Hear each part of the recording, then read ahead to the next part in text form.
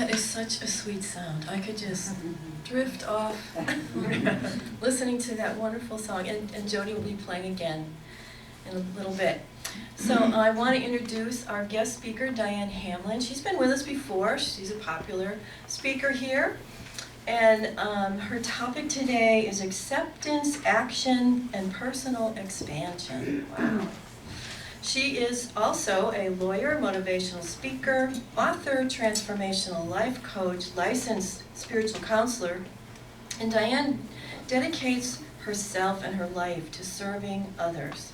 She brings dynamic energy and inspiration that touches lives on every level. Please welcome Dianne. Look at God.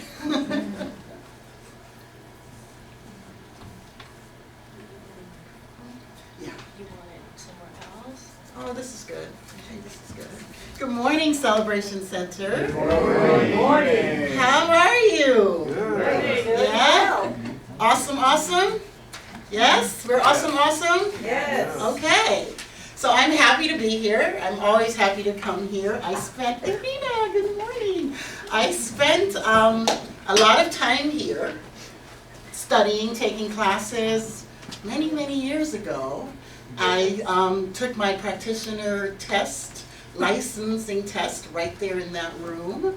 And so this community means a lot to me, and I'm very happy to be here. I love that we're talking about love this month. I love that we're talking about freedom, because that's what this topic is about. It's about personal freedom. It's your individual opportunity to really be free to live the life that you were born to live. You know, we come into this world and we get a set of messages that sort of come to us culturally, they come to us from our family, they come to us from our friends, you know, and they sort of bubble up and we get this message and we start living our lives based on those messages and those ideas, right? And basically what they really are the people in our lives that first are responsible for us. They're trying so hard to love us that they start to like narrow our way of being in the world because they want to keep us safe, right? So we come in and we have this personal way of expressing. We have this way about us that makes us uniquely who we are. And we're sort of doing that. And the people around us, they like use the messages that they were given, and they start to like constrict around us and start trying to keep us safe. So it's not an intention to limit us per se, but they want to keep us safe. They want to like help us be safe in the world, and they don't want anything to happen to us, and they use this misguided way of loving to limit how we show up and express, right? And we all are accustomed to doing it. And so we grow up with this way of being that is the way of the world, right?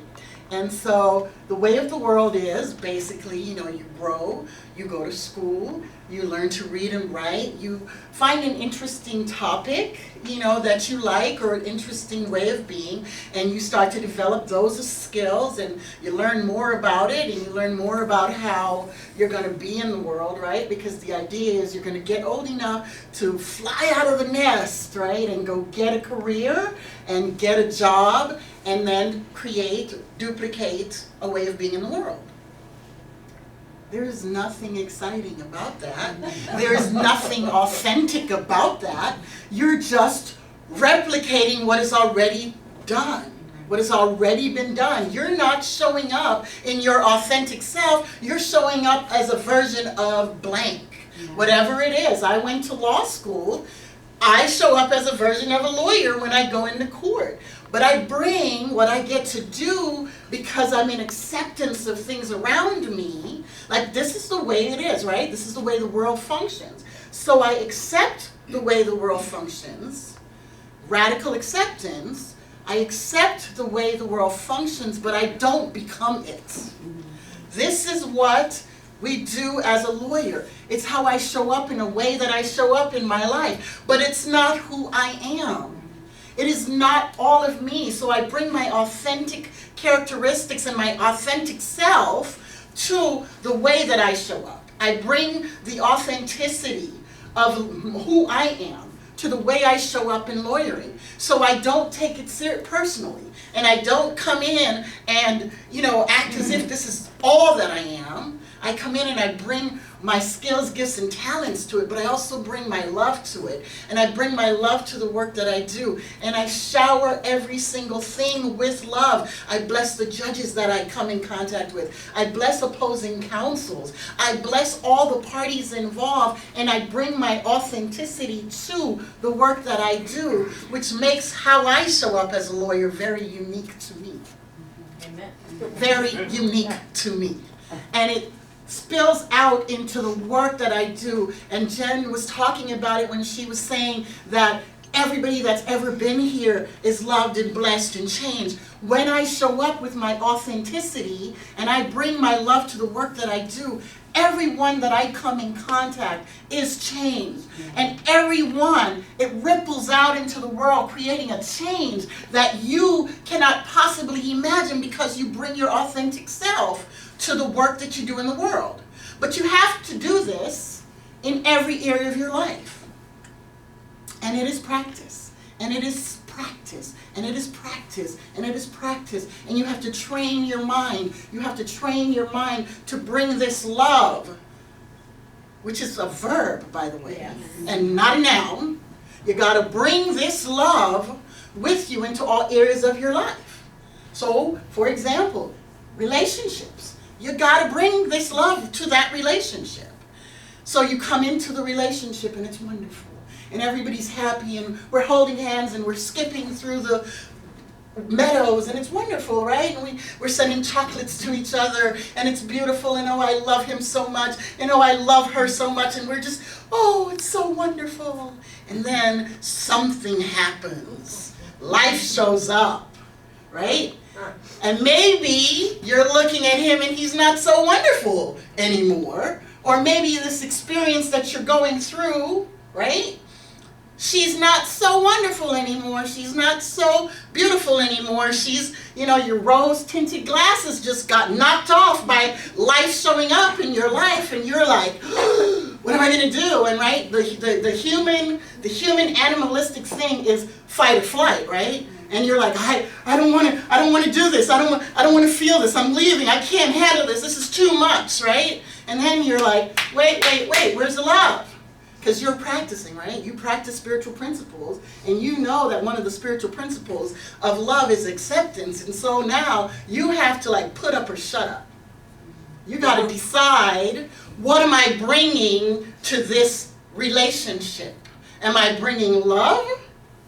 Right? Am I bringing love or am I bringing my fears? Am I bringing anxieties? What am I bringing to this relationship? Because I say I'm spiritual, right? Everybody sitting in here is spiritual, right? We're spiritual beings. And so am I bringing spiritual practices to this situation? And can I really say that love resides here in my relationship if I cannot be in acceptance of the difficulties and the struggles? Now, when I say that, I want you to know that I'm not saying you should accept everything that happens in a relationship and allow yourself to be hurt and wounded and harmed. That's not what this is. That is not acceptance. Okay, radical acceptance is seeing the thing that is and deciding, I see this thing has happened, and I am going to choose to accept it. I am not going to become it. I'm not going to allow it to overtake me or overtake my entire life, but I am going to see it. It's a set of circumstances. It's not a fact, and I'm going to allow it to go and fade back into the nothingness from which it came, because it's just a set of circumstances that happened. And that's the radical acceptance. The radical acceptance is, this thing has happened. I'm experiencing these circumstances. It could be at work. It could be with your boss. It could be with your partner. It could be with your children. And it's happening. And you accept it, but you don't become it. And so the action steps that you take is you move. There was a time when we used to say treat, which is pray, and move your feet. Treat and move your feet. You got to have action around your acceptance. So you have accepted it. What action steps are you now going to take to create shift? And this is where spiritual practice comes in. Because you got to shift your perception that you have about the circumstances that you're experiencing. You got to shift your perception. And then you got to take action, right? And remember, I was talking earlier about how people, that were responsible for us may have taught us some limiting things and some limiting ideas. You got to now listen to what your mind is saying about the circumstance and decide, is this a truth that is my truth about these circumstances? So for example, something happens and somewhere in your life you learned, if this ever happens, I will never. Right? And that's a limitation. You learned this, and so now guess what? You're standing in this just happened. Are you going to never? Does love reside here? Is love here? Are you going to take some time now and change your perception about the set of circumstances? Are you going to apply spiritual principles? Because you walk around here saying you're spiritual.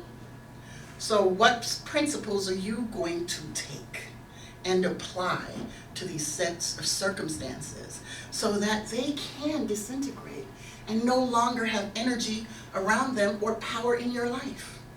Because when we pay attention to a thing or a set of circumstances, it becomes the actual truth that we're living from until we see it for what it is and we let it go. You gotta do the work though. It's not like I see that thing and those circumstances and yes, my heart is hurt and okay, now I'm just gonna really sit and let it go. There's work involved. You gotta pray. You gotta meditate. You gotta be still. You gotta go back to the acceptance and say, yeah, these circumstances just happened in my life. They just happened in my life and I am hurt. You're not going to do a spiritual bypass. And, we do that. Om Shanti, it's gone. No, you got to do the work.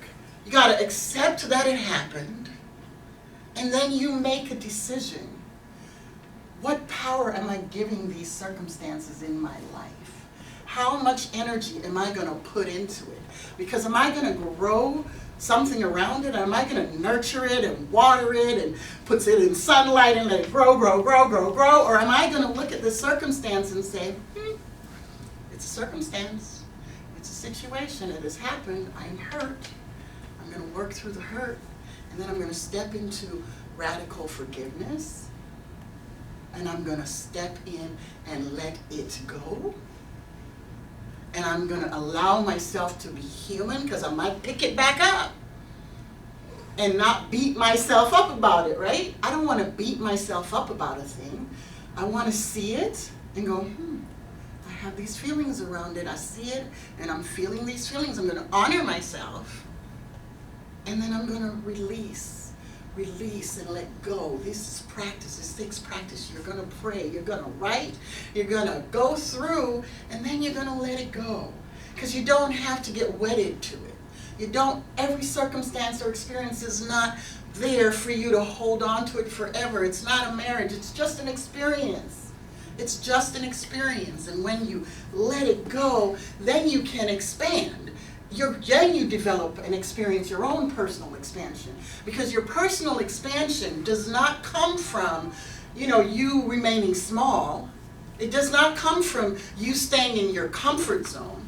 Personal expansion comes when you step into unknown territory and allow yourself to be completely whole and completely who you are. That means you honor the things that hurt. You honor the things that are amazing. You honor all of who you are and you expand. But as long as you remain constricted around limiting ideas and limited ways of being in the world, and you become that person, then you're constricted and you're not being all of who you are.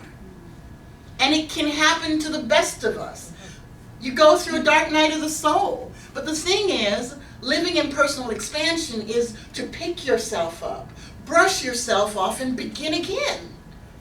You just begin again. And you're never beginning from where you were, because you're always a new version of who you are. And every experience is continuing to help you develop and unfold and become greater and greater and more of who you are. So you don't have to go back. That's a limiting thought. You don't have to go back to the beginning and start again with the same challenge. You've learned stuff along the way. Get your lessons and leave the rest of the stuff behind. And expand into a truth, expand into your wholeness, expand into your greatness. You are here for a mighty purpose. Every one of us, individual expressions of the Most High God. Every one of us are having our beingness in and as God right here and right now. And we have something to do. We have a message to deliver. We have a person to love. We have a gift that we are here to do, and it cannot be delivered by anyone else.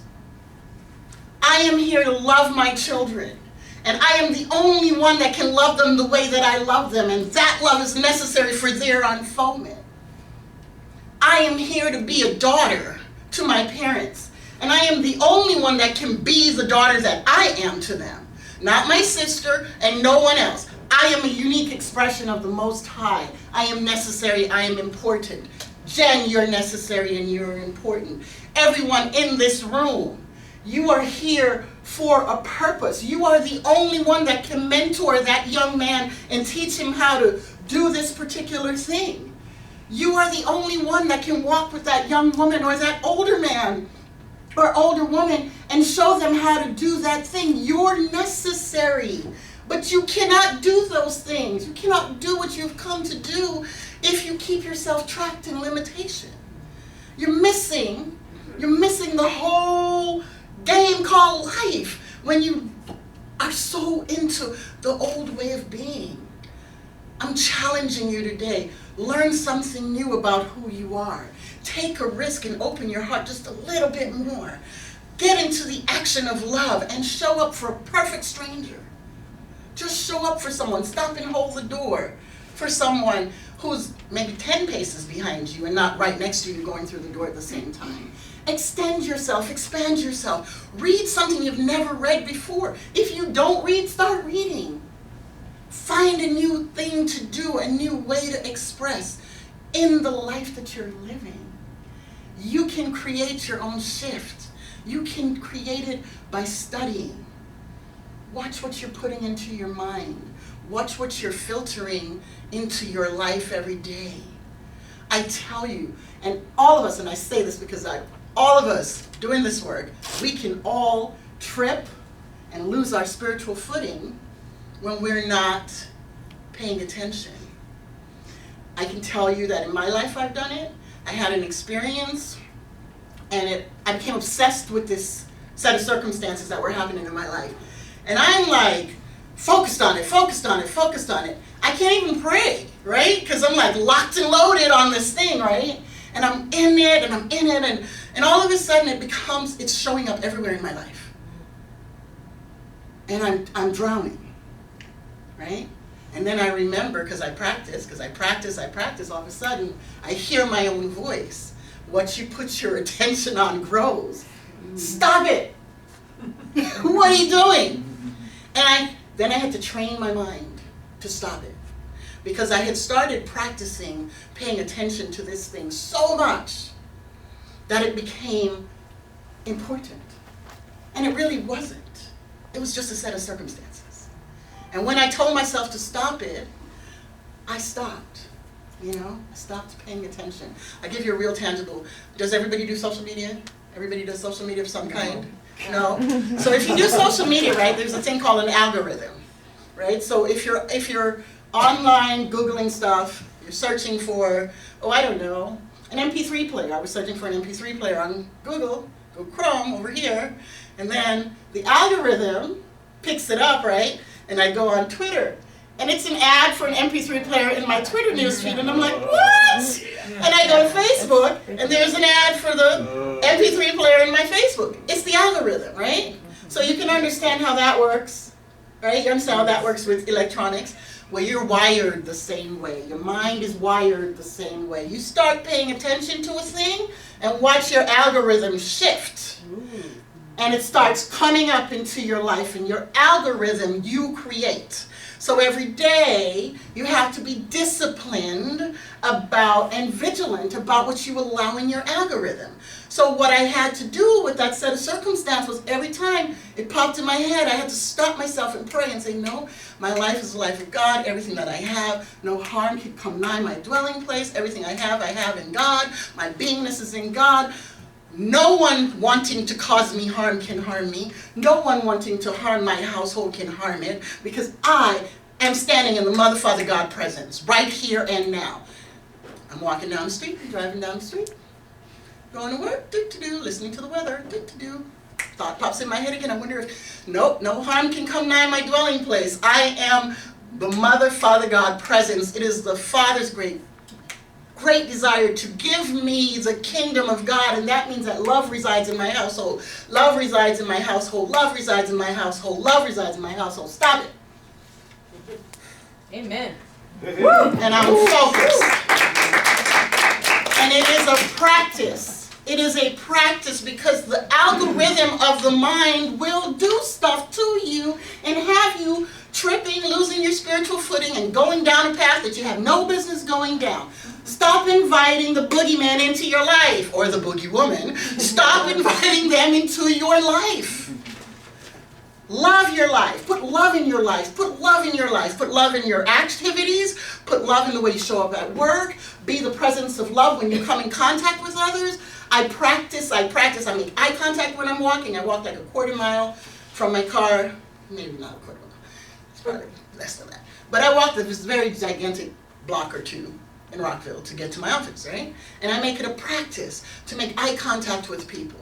And if they can't make eye contact, and I say good morning to everybody I pass. It's a spiritual practice to connect to everyone, because we are already connected. We are one. Yeah. So what I put out is what I'm going to get back.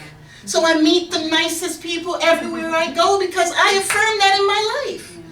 And I bring it, I call it forth. And so I don't experience a lot of what I see people sharing about in their lives. I don't experience it, and I don't put it out there. And when I find myself entertaining the idea of the boogie woman, I do the affirmation. I say, stop it, what are you doing? You know the truth. You are the power and presence of God. It's right where you are. Love is right where you are. Peace is right where you are. Joy is right where you are. Stop it, stop it, stop it.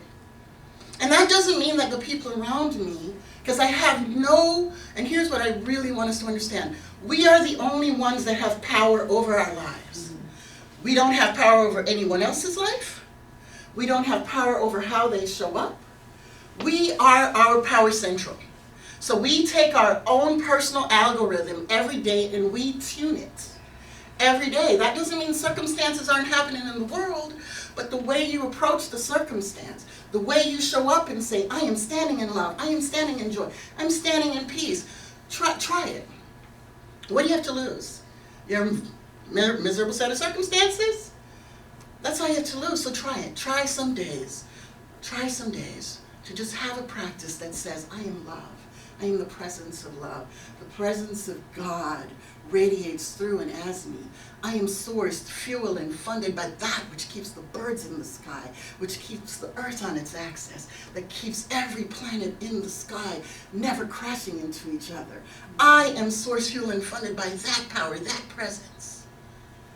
And you practice every day, and you remind yourself every day, because when you do spiritual practices, when you get up every morning and you take time to be still, before you turn on the television or you go on Facebook or go on whatever it is that you're going on, take time to be in the stillness, and you practice that every day. It becomes a part of how you show up for yourself. So you start every morning with stillness, and you start every morning with prayer, and you give thanks that you are here. I'm always so tickled when I wake up and I'm like, still in my body. I got stuff to do, right? And I'm tickled. Because I don't know what happens when I'm no longer in my body. But every day that I wake up in this body, I get a chance to show up in my own greatness and to leave my corner of the world a better place because I was there. And so I get up every day and I get to heal and I get to grow. And it's not easy all the time. It requires work. So you got to have a practice. So that way, when the boogie woman comes into your mind, you know what to do. Like you're not just like gone down the path of confusion and craziness.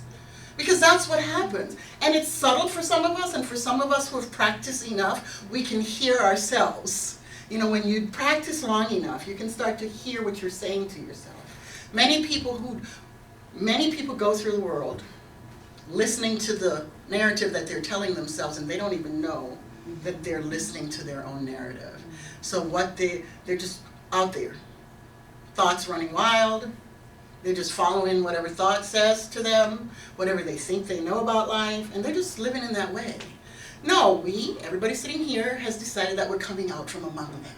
And we're going to take ownership for our lives. And we're going to take responsibility for how we show up. And so what we're going to do now is we're going to watch what we say to ourselves.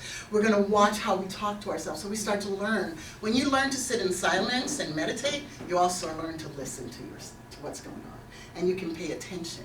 And you can change the way that you talk to yourself. You can change the way that you look at life. You can change your perspective about the set of circumstances that you're living in. And you can decide, these are the circumstances, but I am not them. That's not who I am. And when you make that decision, you start to take action steps. You start to train your mind to think differently. Train your mind to hear what is being said. Train your mind to change your mind. You got to learn how to change your mind. Train it to be changed and stop believing the old narrative. And change your mind, and then you take those action steps to change how you show up. You take those action steps to change how you experience things, and then now you're living a miraculous life in full personal expansion, and you get to grow, develop, and unfold your life, uncover your life, and see all the things that were always there. So now is the time. Now is the time right now for you to just say, listen, I'm stopping this foolishness and I'm moving on to the next level of how I'm showing up. And I'm no longer entertaining that way of being in the world, because that way of being in the world keeps me limited. It does not support who I am. It does not allow me to really experience my greatness. And I had to learn that. I had to learn that happiness is a way of being. It's not a thing that happens because of circumstances. It's a way of being in the world. You choose to be happy. Then you do the work that allows happiness to grow and unfold in and as your life. You choose love. Then you do love. Love is an action. It's not a thing. It's not, when I say I love you, I am actively engaged in loving you and taking care of you and making sure that you're supported and making sure that you know I'm here and giving you the space to do your thing. I am loving you actively. When I say I love everyone in this room, I'm saying that I will show up when you ask me to show up, and I will hold you in prayer even when you don't ask me, because I'm loving you and seeing you, perfect, unique expression of God, changing, growing, unfolding, divine beauty, you, love, light, joy, you created out of the thing itself, this thing called life, this thing called love, this thing called beauty. You are a radiating expression of God. And I invite you to stand in your divinity and pull yourself up and stand in your full spiritual grandness. And be all that you came to be. Stand up. Stand up. Stand up in all of who you are. And if you cannot stand up, we are standing for you. Stand up in your greatness and be all that you came to be. Now is the time. Train your mind to change your mind, to step into the truth of who you are. Take a moment and take a breath with me. And how grateful I am to be able to stand in the divinity of all that I am, to know that God is and I am and God is. There is no part of me that exists outside of the power and presence of God, and what is true for me is true for each and every person in this room, everyone who hears my voice, everyone who comes in contact with us. everywhere God is and we are. No separation. We are standing in the presence of God because we are it expressed in the flesh. And I am grateful to know that each one here carries a piece of this talk, carries a piece of this lesson, carries a piece of this word with them out into the universe, shifting their lives, making a decision to change their minds, to train their mind, to change their mind, to become more and more of who they are, so that they too, everyone here in this room, leaves the world a better place because they were here, because we are here. I give thanks for this truth. I give thanks for this expansion that each one of us is experiencing, radical acceptance, in action, and in personal expansion. I am grateful for it, grateful to declare it as an absolute truth. And when I release these words, already spoken into the loving activity of the law itself, I know it is already done. It is done unto us as we believe and know. And together we say, and so it is. Amen.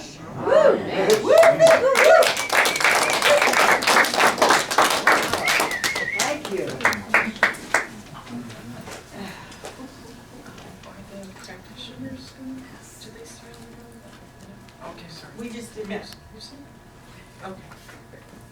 Okay, yes, I'm sorry. Yeah, Jody, sorry. That's all right. I'm still. Well, that was so uplifting. Yeah. And after the kind of gloomy weather we've had